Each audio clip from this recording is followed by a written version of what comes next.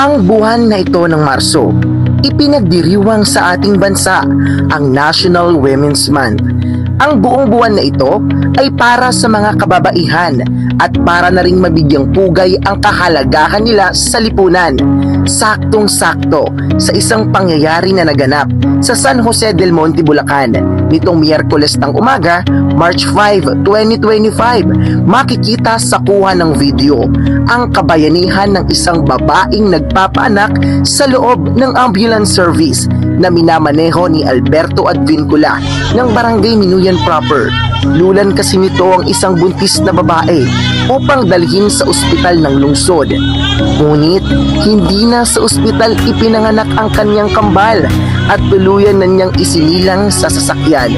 Dahil na rin sa tulong at tapang ng Barangay Health Emergency Response Team o BERT na sina Marnie Marmol, katuwang ang BERT assistant na si John Paul Balboa, matagumpay at ligtas na naipakanak ang kambal. Pagkatapos manganak ng babae ay agad namang naidala sa ospital ng lungsod ng ligtas. Ang pangyayaring ito ay sumasalamin sa tapang ng mga kababaihan at tawag ng tungkuling kanilang sinumpaan para sa bayan.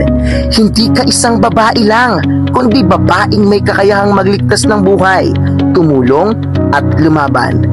Ako, si Jim Rosario ng RTV News, rumaragasa sa balita.